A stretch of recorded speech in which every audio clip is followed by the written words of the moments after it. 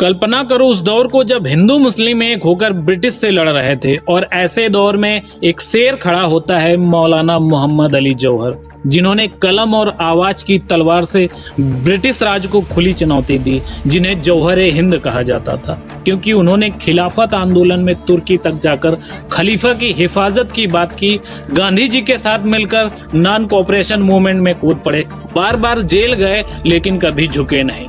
Comrade और हमदर्द अखबारों से ब्रिटिश की नीतियों पर ऐसे तीखे हमले किए कि पूरा हिंदुस्तान गूंज उठता था।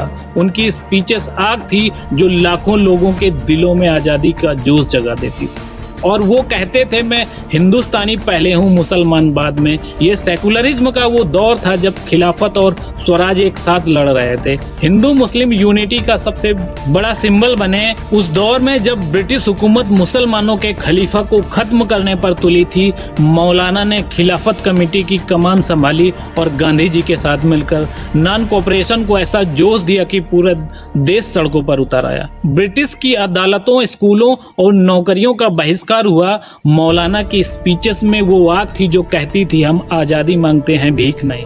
और ब्रिटिश डर गए क्योंकि ये कलम का योद्धा अखबारों से ऐसे वार करता था कि अंग्रेजों की नींव हिल जाती थी। जेल की सलाखों के पीछे भी उनकी आवाज रुकती नहीं थी।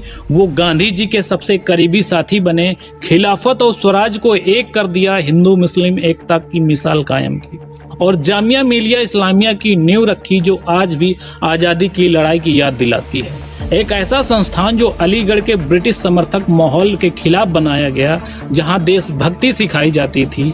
कल्पना करो उस दौर को जब मौलाना बीमार थे फिर भी लंदन की राउंड टेबल कॉन्फ्रेंस में गए और ब्रिटिशों के सामने गरज कर कहा मुझे आज़ादी दो वरना 2 गज जमीन, कब्र के लिए मैं गुलाम देश में वापस नहीं जाना चाहता। ये उनकी आखिरी लड़ाई थी, जोश जलाने वाली वो स्पीचेस जो आज भी गूंजती है।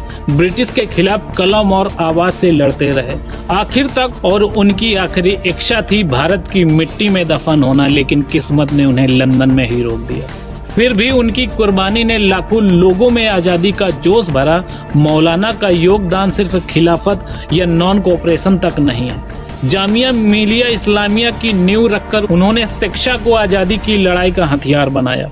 गांधी जी के साथ मिलकर हिंदू मुस्लिम यूनिटी का वो दौर बनाया जो आज भी मिसाल है। ब्रिटिश के खिलाफ कलम की ताकत दिखाई, आवाज से लाखों लोगों को जगाया और आज उनकी पुण्यतिथि पर याद आता है कि एकता ही सबसे बड़ी ताकत है। अगर ये सुनकर तुम्हें अपने क्रांतिकारियों पर गर्व हो रहा है, खून में जोश दौड़ रहा है, तो भी लाल बटन दबाकर सब्सक्राइब कर लो और घंटी दबाकर ऑल